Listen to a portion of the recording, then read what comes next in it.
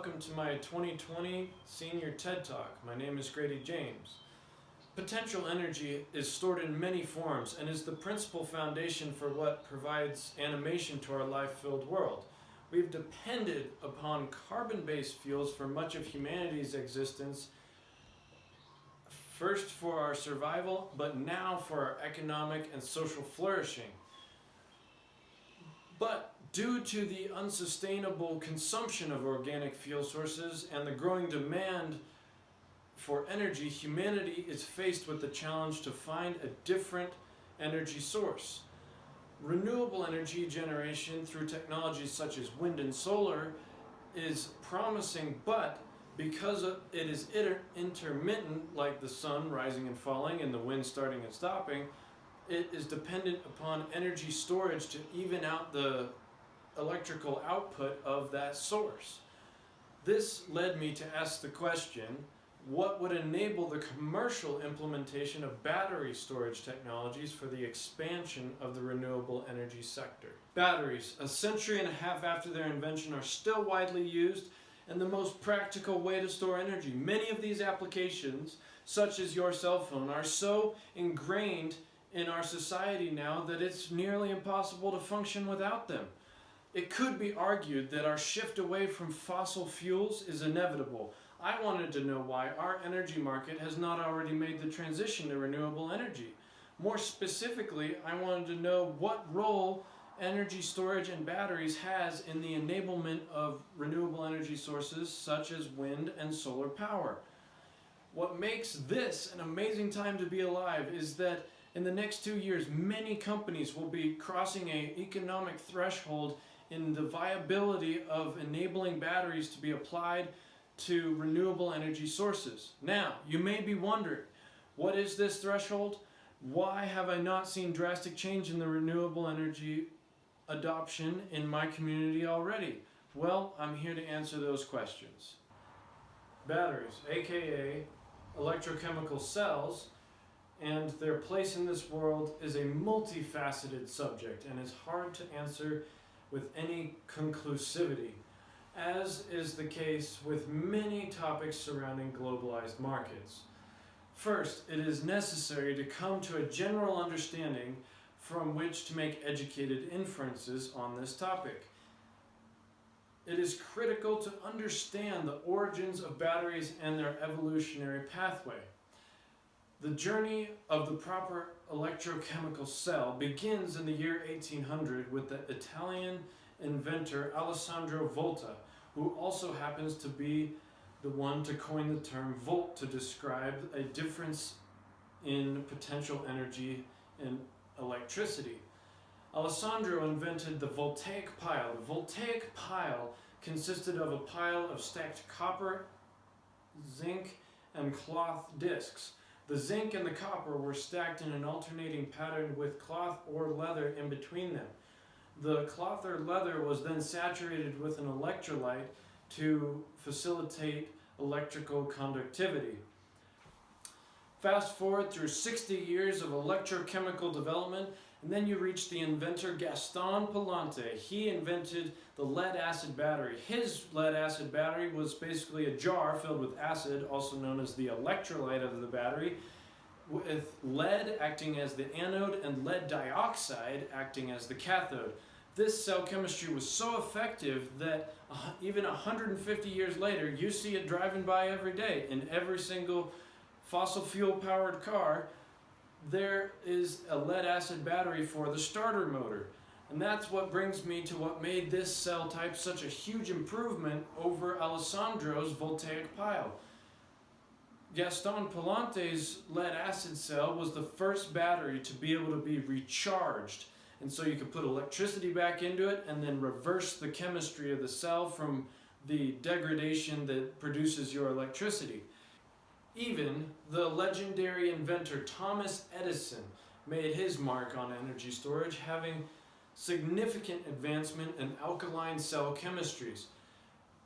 Since then, alkaline cells have evolved into large batteries that can be very resilient against harsh conditions, so they are used often for balancing out entire grid systems.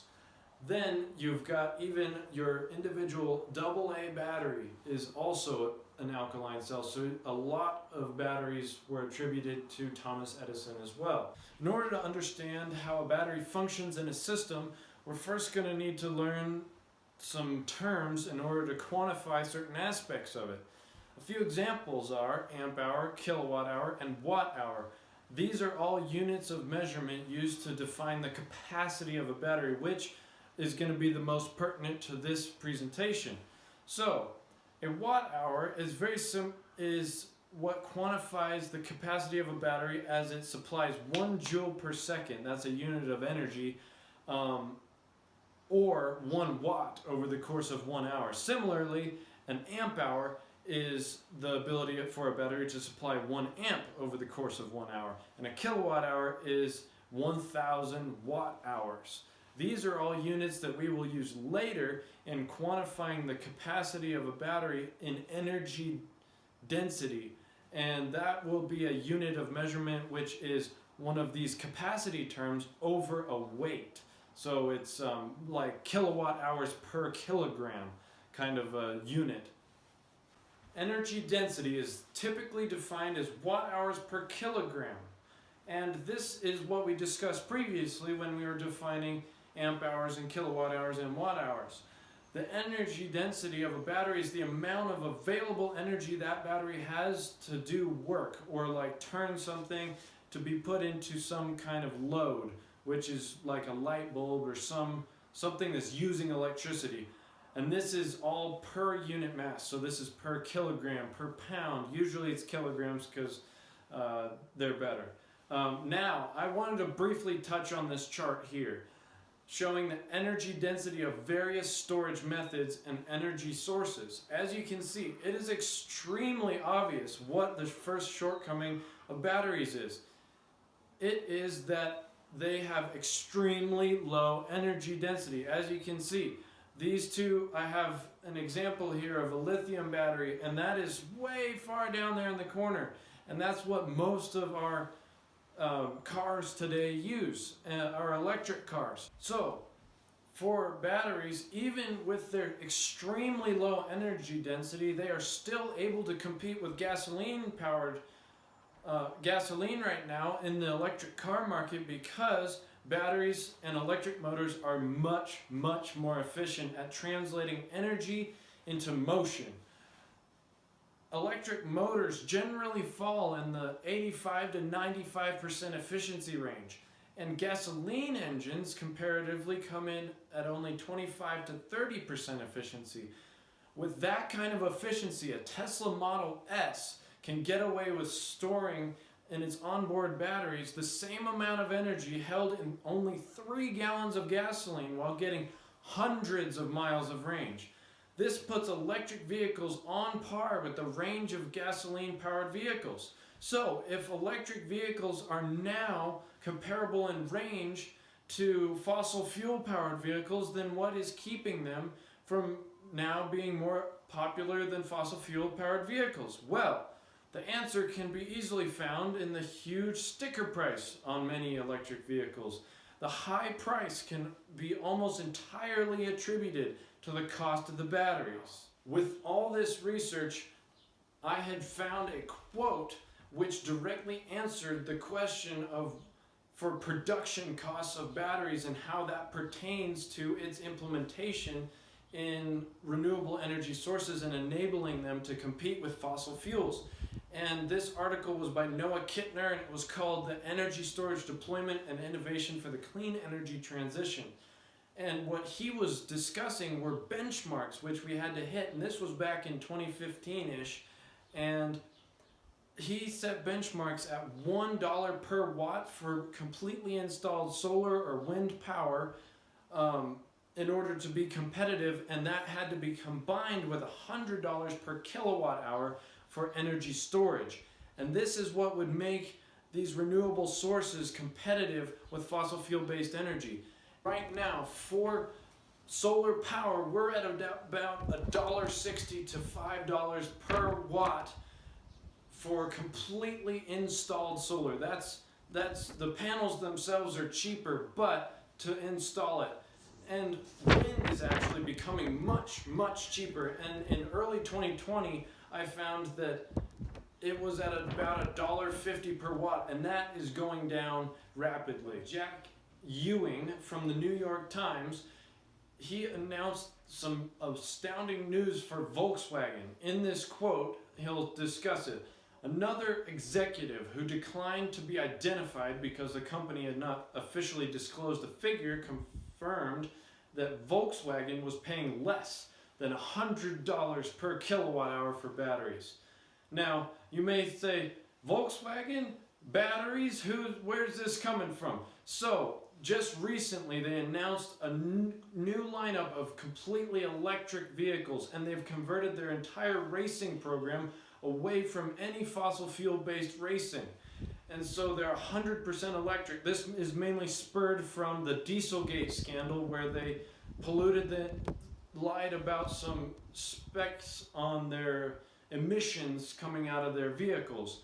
And this $100 per kilowatt hour that they just unofficially announced confirms Noah Kittner's predictions back in 2015. Now it's 2020, and that's what Noah had predicted in his article.